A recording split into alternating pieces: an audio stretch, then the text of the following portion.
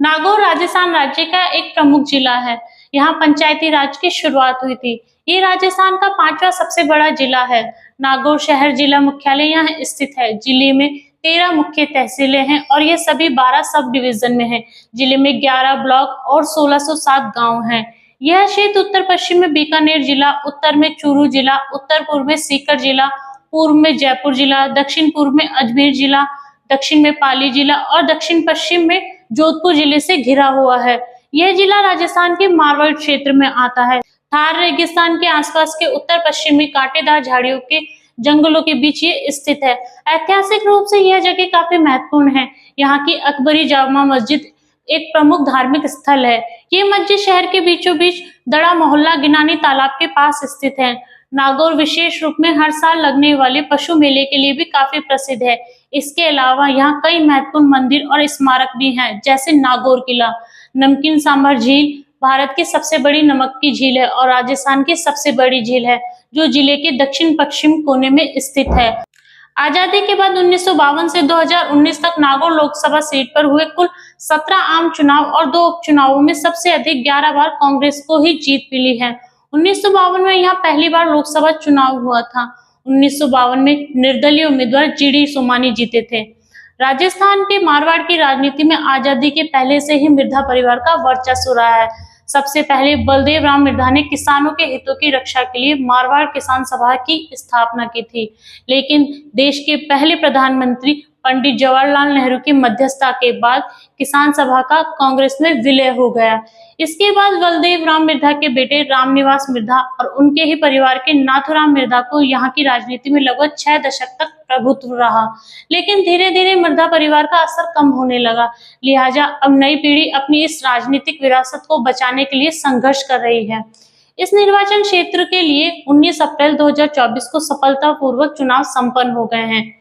इस बार कुल मतदान 57.37% रहा, जो कि पिछली बार से 15.60% कम था।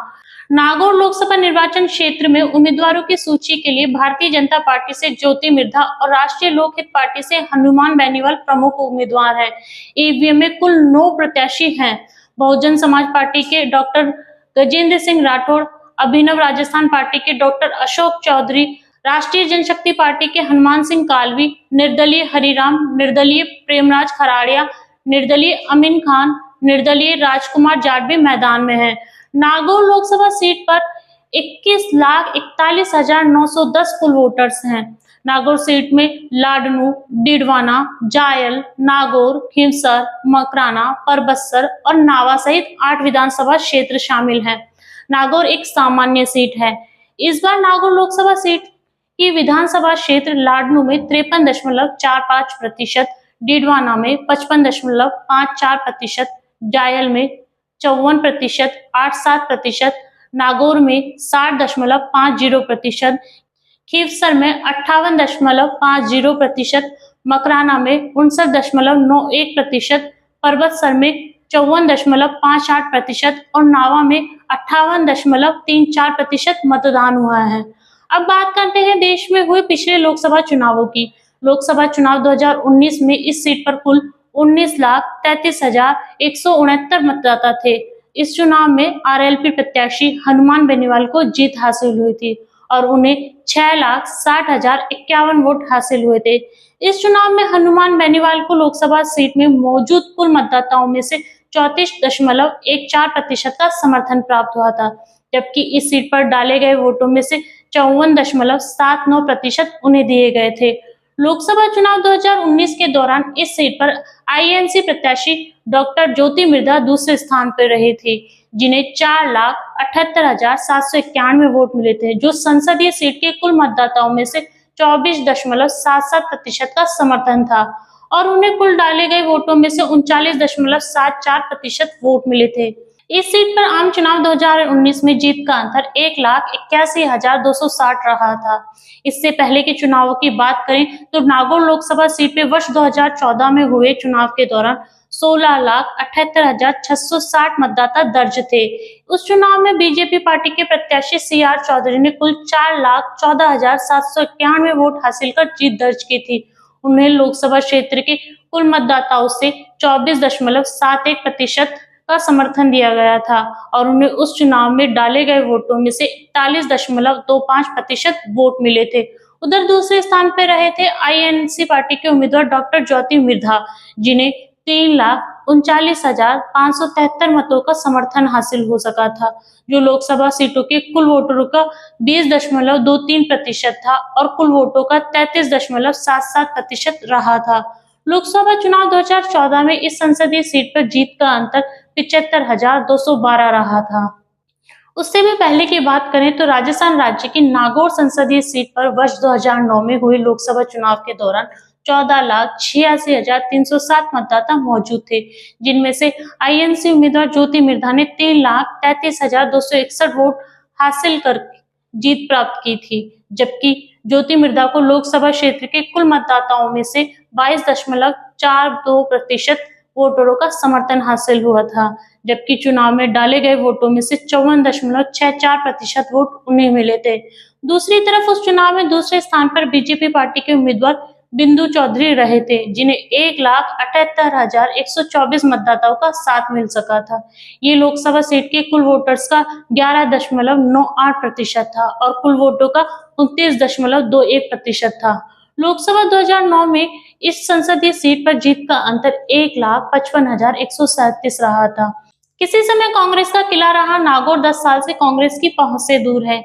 इस बार कांग्रेस ने आरएलपी संयोजक हनुमान बेनीवाल से गठबंधन किया है। राष्ट्रीय लोकतांत्रिक party RLP supremo Hanuman Beniwal का कांग्रेस के साथ पहली बार गठबंधन और उसके बाद विपक्षी भारतीय गुट से उनके उम्मीदवारों ने जाटों के गढ़ नागौर में लोकसभा चुनाव के पुराने प्रतिद्वंदियों के बीच लड़ाई में बदल दिया है। हनुमान बेनीवाल का मुकाबला भारतीय जनता पार्टी की ज्योति मिर्धा से है, जिन्हें उन्होंने 2019 में हराया था, जब वह कांग्रेस उम्मीदवार के रूप में ये चुनाव लड़ी थी। भूमिका में उलटफेर करते हुए 51 वर्षीय सुश्री ज्योति मिर्धा, जिनके वंश ने अतीत में रामनिवास मिर्धा और नाथूराम मिर्धा जैसे कांग्रेस के दिग्गजों को जन्म दिया है, अपने चुनाव अभियान में प्रधानमंत्री नरेंद्र मोदी की गारंटी को उजागर कर रही थी। पूर्व सांसद सुश्री ज्योति मिर्धा सितंबर 2023 में कांग्रेस को झटका देते हुए भाजपा में शामिल हो गई। लोकसभा चुनाव में हनुमान बेनीवाल और सुश्री ज्योति मिर्धा दोनों के लिए राजस्थान की राजनीतिक परिदृश्य में जाट नेता के रूप में वर्चस्व हासिल करने और राष्ट्रीय स्तर पर ऊंचे कद के साथ स्वीकार्यता हासिल करने का अवसर बनकर यह चुनाव आया है। जाहिर तौर पर इस बार महत्वाकांक्षा के कारण चुनाव में दोनों उम्मीदवारों के भाषणों में एक दूसरे के खिलाफ व्यक्तिगत कटाक्ष किए गए। लोकसभा चुनावों के प्रचार अभियान के दौरान दोनों नेताओं की बयानबाजी सुर्खियों में बनी रही। राजनेताओं की प्रतिष्ठा की लड़ाई में मकराना का संगमरमर उद्योग और डीडवाना की नमक झील, अवैध खनन, सिंचाई के पानी की कमी, अनियमित कृषि बिजली आपूर्ति, कम फसल की पैदावार और किसानों को कम आय के मुद्दे पीछे छूटते दिखे। हमारे द्वारा किए गए जन सर्वे में भाजपा के ज्योति मिर्धा को 48% और आरएलपी उम्मीदवार हनुमान बेनीवाल को 45% मत मिलने के आसार हैं। अब देखना यह है कि दोनों में से कौन जीतता है, किसके हक में ये चुनाव जाता है। इसका पता तो चुनावी नतीजा आने पर चल जाएगा। आपने अपना अमूल्य वोट किसे दिया है, कमेंट करके जरूर बताएं और आगे की जानकारी पाने के लिए लाइक एंड सब्सक्राइब करें हमारे चैनल को और बेल आइकन दबाना ना भूलें। धन्यवाद।